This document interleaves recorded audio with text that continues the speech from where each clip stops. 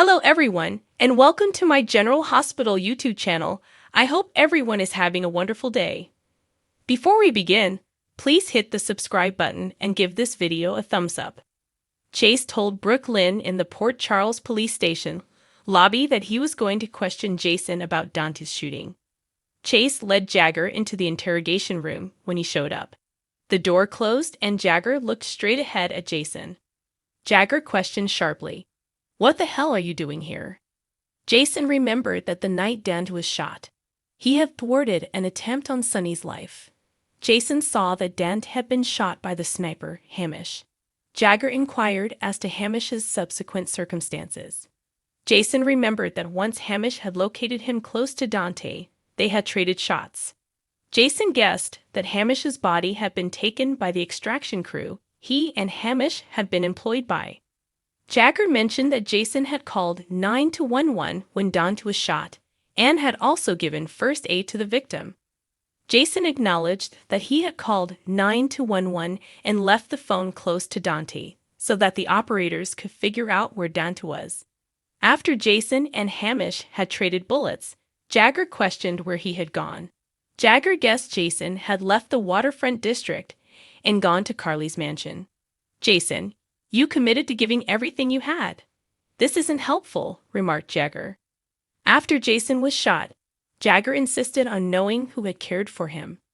Jagger restated that Jason would be charged with capital murder for shooting a police officer and would be sentenced to life in prison if Dante died, because Hamish had disappeared. Jason pointed out that Dante could still make a full recovery. Jagger gazed at Jason and folded his hands. "I hope he does too. This investigation has taken 2.5 years. You're in that organization because of us, and now your disguise is off. Thus, the Bureau will be forced to proceed with the evidence that initially convinced you to cooperate if, after all this time, effort, and intelligence, we received nothing back.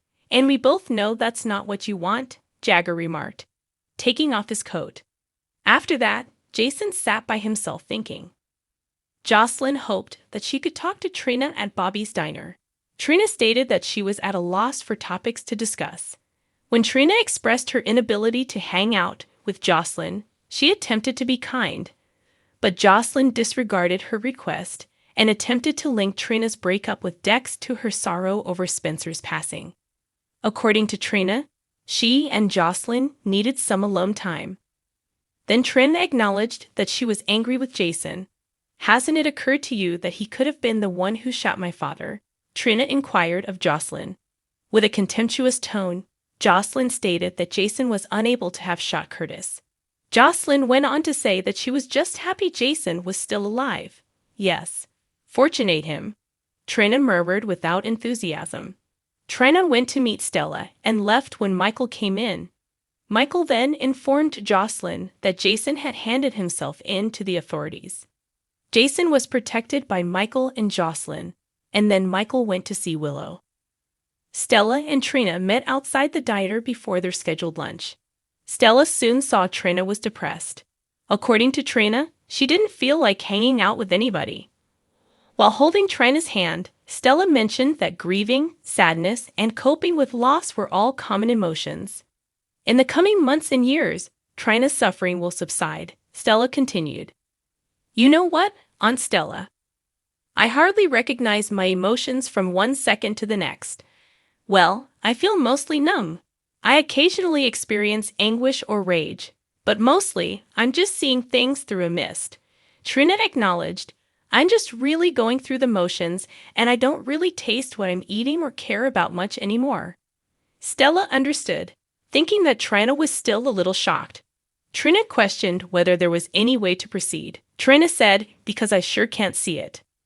Stella explained that she had invited Trina to lunch in order to let her know that suffering need not be done in silence. Trina claimed that she was unable to consider looking at ways to move on from Spencer. "How can I not want to be all right?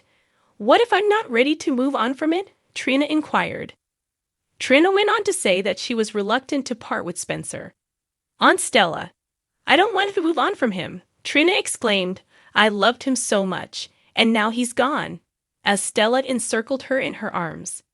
Stella remarked that the bond Trina and Spencer had was unique, and that she didn't think Spencer would want his memory to be clouded by suffering.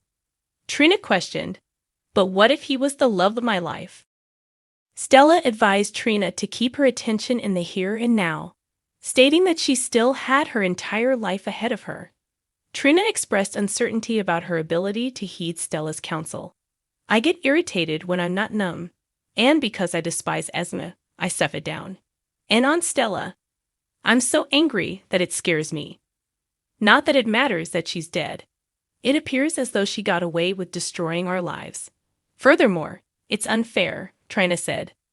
Stella concurred and said that Trina's rage would pass. Stella observed that Spencer had not even been given a fitting send-off. Trina concurred, recalling that she didn't think Spencer had received enough, having simply received a memorial ceremony. "Well, perhaps it wasn't sufficient. Perhaps you ought to make one for yourself. Something unique for Spencer and you." Trina was encouraged by Stella. A little bit later, Stella invited Jocelyn to join her back inside the cafe as she sipped coffee. Jocelyn expressed her uncertainty about how to be friends with Trina.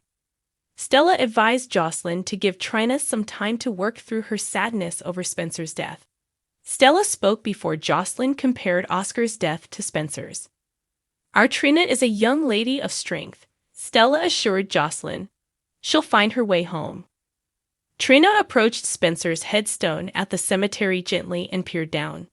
"Hello, Spencer's tomb. I apologize. I'm unable to give you a call because Spencer isn't present."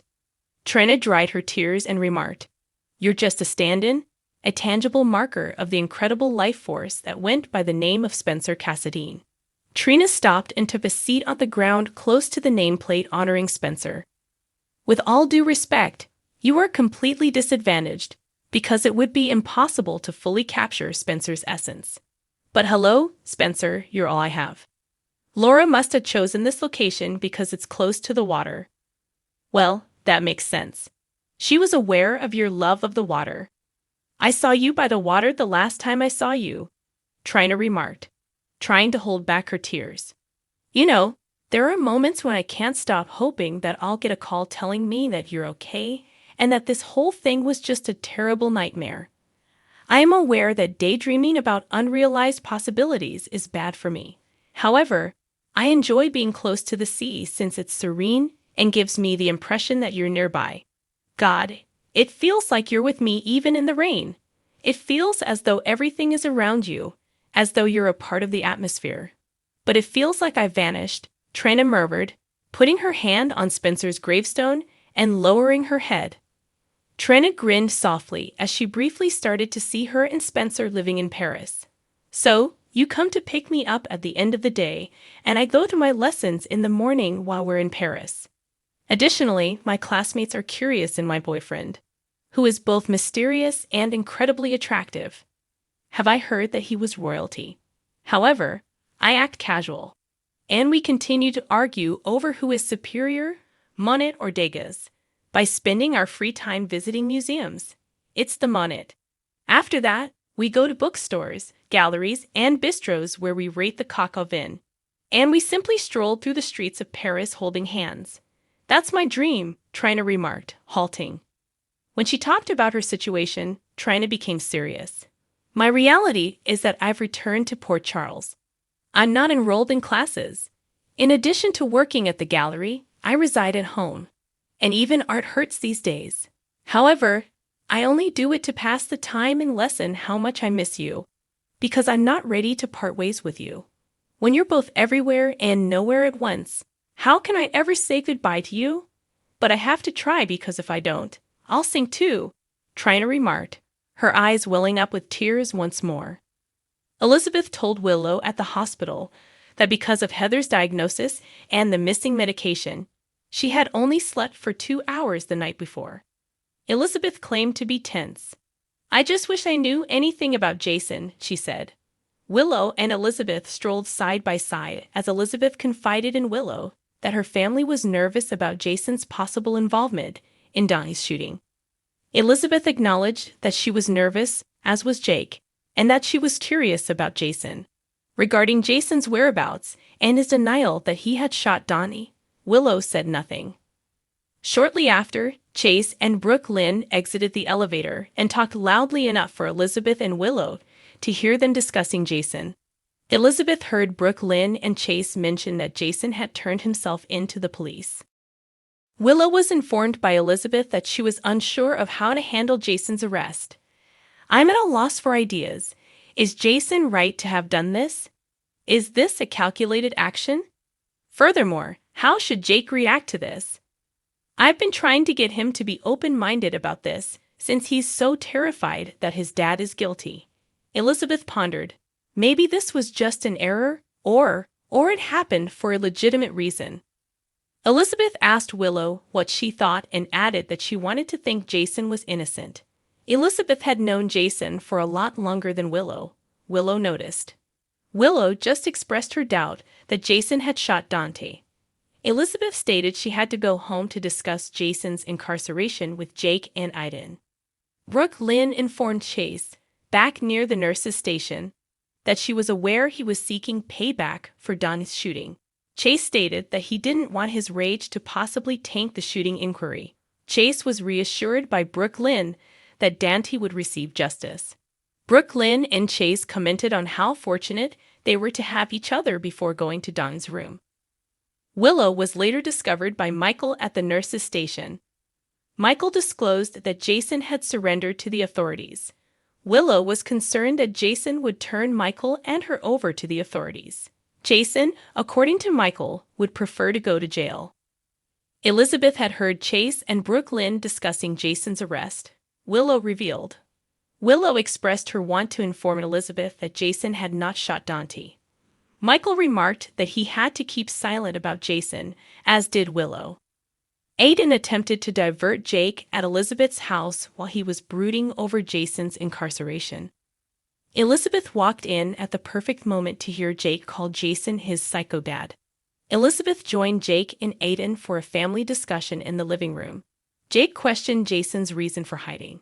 Jake asserted that Jason was a killer and that everyone was aware of it when Elizabeth stated that Jason had his reasons. "I hope he gets life in prison so we can just go back to thinking he was dead," Jake shouted in a rage. Elizabeth motioned for Jake to wait as he got up. Jake received a heartfelt apology from Elizabeth for the hardships his family was going through as a result of Jason's arrest. Aiden reasoned that there might be several reasons why Jason had been gone for so long and why he had returned to Port Charles. Elizabeth felt Aiden wrap his arm around her, trying to reassure her that everything would be all right. With a long, regretful shake of his head, Jake apologized to Elizabeth for his remarks regarding Jason. Jake stated that his words weren't intended. Elizabeth gave Jake a kind grin and replied, "It's okay, because this is difficult. You and I'd both become upset at times. Just knowing that my guys are here makes me happy. Perhaps we can support one another through it." Elizabeth gently murmured, "Come here," reaching for Jake and Aiden's hands. Elizabeth, Aiden, and Jake hugged each other like they were family. Thanks for watching if you liked this video. So please don't forget to subscribe my channel and don't miss any update.